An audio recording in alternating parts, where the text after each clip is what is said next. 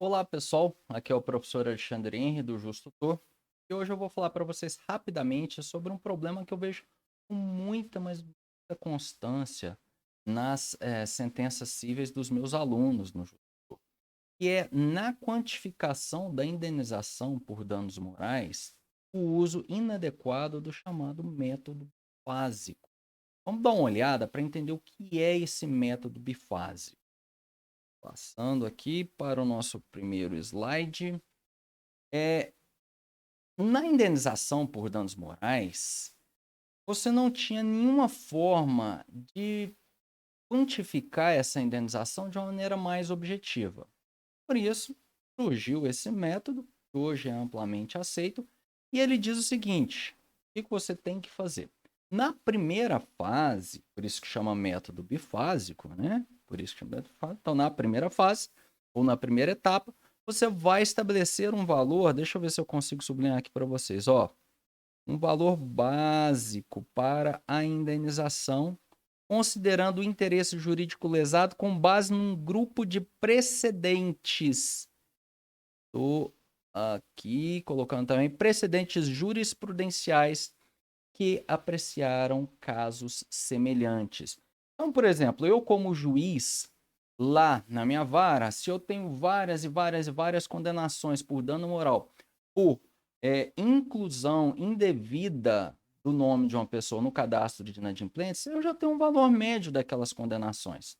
Então, quando eu estava na minha antiga lotação, por exemplo, esse valor médio era de R$ 5.000. Então, na primeira fase, tratando-se de um caso de indenização por danos morais, eu vou falar, olha, considerando o valor médio adotado por esse juízo, na primeira etapa, eu estipulo a indenização por danos morais em R$ 5.000. E aí vem a segunda fase, a segunda etapa. Nós temos aqui, na segunda etapa, então, devem ser consideradas as circunstâncias do caso para fixação, deixa eu marcar aqui, ó, circunstâncias do caso, isso aqui que é o mais importante, tá? Para fixação definitiva do valor da indenização, atendendo à determinação legal de arbitramento equitativo pelo juiz. O que acontece, então?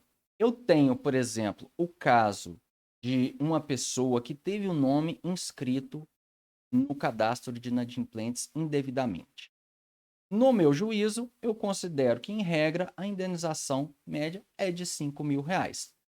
Essa é a primeira etapa. Na segunda etapa, eu vou colocar na minha sentença o que pode, a partir do caso concreto, levar a uma elevação dessa indenização ou a uma redução. Por exemplo, se for uma senhora idosa que nunca teve o nome inscrito no cadastro de inadimplentes e de repente vê o nome dela lá, isso vai ter um impacto muito grande psicológico para ela. É a primeira vez, ela teve uma vida toda correta, eu posso aumentar nessa segunda fase o valor da indenização. Se for outra pessoa que é um devedor contumaz e por acaso aquela inscrição foi em um momento que ele não tinha nenhuma inscrição anterior, ou seja, ele vai ter direito à indenização, mas eu vejo, ele é um devedor contumaz, já teve o nome dele inscrito várias vezes no cadastro de inadimplentes, então na segunda fase do arbitramento, eu pego esses R$ 5.000 e reduzo um pouco. Eu tenho, então, critério um pouco mais objetivo. Um exemplo aqui para vocês, vamos dar uma olhada no nosso slide. Isso é de um caso real e eu julguei. Então, isto posto, parto do valor de R$ 5.000. Ó, o que eu falei para vocês? A primeira fase. Então, eu parto do valor de R$ 5.000, tomando como base a média das indenizações para casos análogos na jurisprudência pátria. No presente caso, aqui eu já estou passando para a segunda fase do método bifásico. No presente caso, sopesando as circunstâncias envolvidas, tenho que, de fato, como alegado em contestação, a parte autora sequer procurou a empresa que lhe vendeu a mercadoria para esclarecer a situação, que foi decorrente de um claro equívoco, razão pela qual tenho que a indenização comporta minoração mormente porque se vislumbra a boa-fé da primeira ré. Assim, fixa o valor da compensação por danos morais em R$ 2.500. Quais são os erros que eu vejo com maior frequência? O primeiro deles é a pessoa explicar, ela vai explicar na sentença, então, o que é o método bifásico, e de repente ela, coloca lá o valor da indenização. Ela só explicou o que é o método, mas não aplicou esse método no caso concreto. E o que é aplicar no caso concreto é fazer isso, justamente. Qual é o valor que é estipulado em média para casos semelhantes?